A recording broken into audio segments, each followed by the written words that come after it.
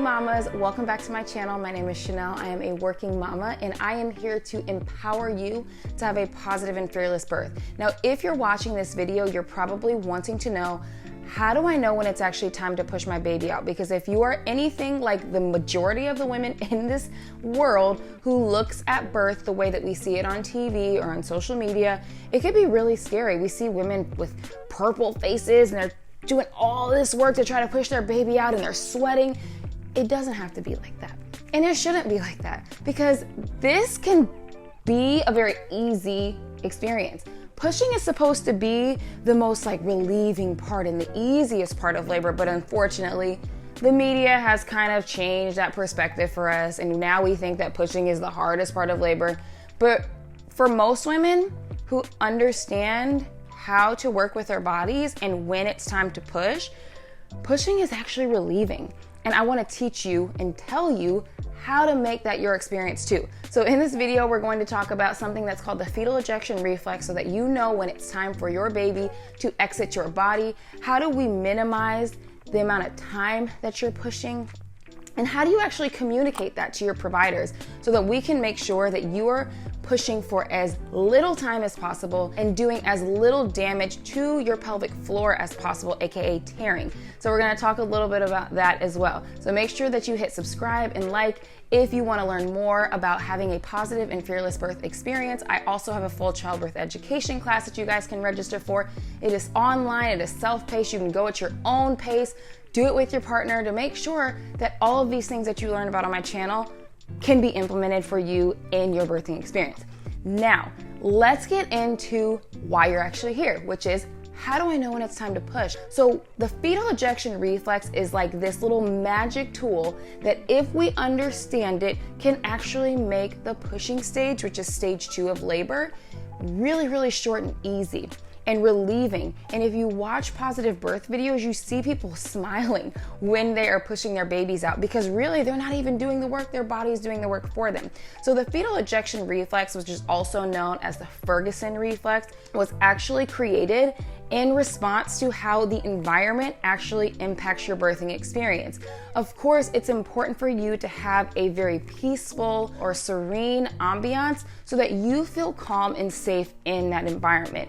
And when that happens, your hormones will play off of that and actually allow your body to do the work for you. So if all you're focusing on is being in your birth zone, the fetal ejection reflex will happen for you. And in most cases, it still does happen if we are patient enough with our body. The fetal ejection reflex says that if we wait and we listen to our bodies and we allow our babies to come to the right station. If you don't know what I'm talking about when it comes to stations, make sure that you check out my stations video because in that video I actually talk about why dilation is not important and why we should understand the station of our baby, which means how high or low. So if we allow our baby to descend low enough into the right station, our body will actually do the work. And this has nothing to do with how dilated we are. The fetal ejection reflex says once baby gets into the right position, into the right station, your body will actually start to eject, fetal ejection, eject your baby for you. Now, it is not this sort of exorcism, throw a football fast situation, right? But it does mean that you don't have to do all of the work that we tend to see in some of these birth videos. All we have to do is know and allow our bodies to do what it was designed to do. So with the fetal ejection reflex, our goal here is to not allow ourselves to be pushing before our body is doing it involuntarily. That means that you do not have to be told, you do not have to be coached on when it's time for you to push. So again, how do we go back to, well, how do I know when it's time? Your body will tell you when it's time because you won't be able to stop it. Even though you may be getting cervical exams during labor and your provider may say, you're 10 centimeters now, let's go ahead and get on that bed and push this baby out. Aren't you ready to meet your baby? Of course, all of us are going to respond to that and say, yeah, I'm so ready to meet my baby, let's go. I've been in labor so long, I'm so ready to meet him or her. Yes, we are there. But mama, if you want that pushing stage to be short, I would encourage you to not get too excited at being 10 centimeters. because while you may be 10 centimeters, your baby may not be low enough for that fetal ejection reflex to actually happen. So if we can just continue to labor and allow our body to do the work that it's been doing to get you to 10 centimeters, which is laboring, then we can allow our babies a little bit more time to get lower into our pelvis. And then at that point, the body's gonna do its own thing and start to push our babies out.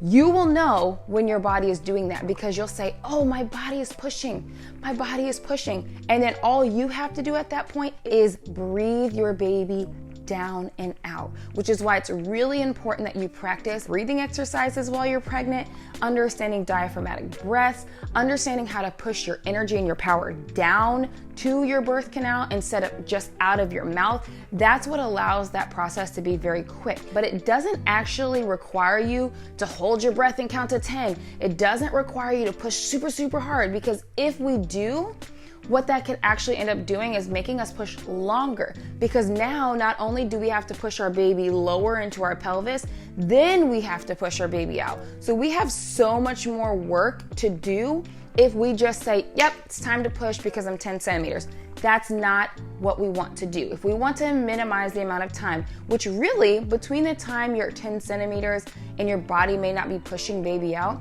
it could be 10, 20 minutes, maybe, if you're patient, to where we just labor, we continue to move, we continue to open our bodies up to let baby have a little bit more room to go down a little bit more into our pelvis. Whereas if we start pushing right when we are 10 centimeters, that could be causing us to push for 2 hours.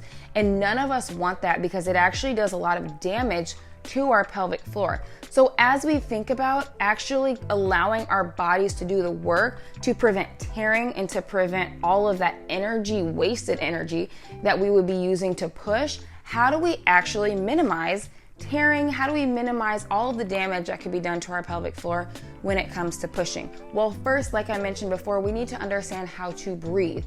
If you can have a calm, deep breath when your body is starting to push your baby out using the fetal ejection reflex, we actually can allow ourselves to just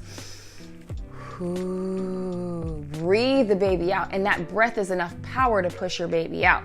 The other thing is, we don't want to be using these forced pushing techniques if we don't have to, because that actually puts a lot of pressure on our pelvic floor, and that can cause baby to actually come out too fast.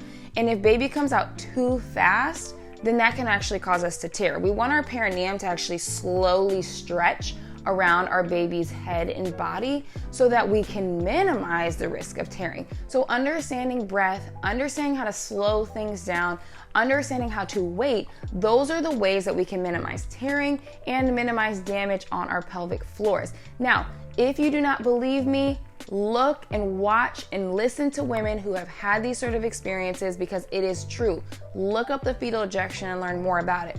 Now, how do we actually communicate that? Okay, how do we communicate that to our provider who says, well, I think it's time to push, we're at 10 centimeters.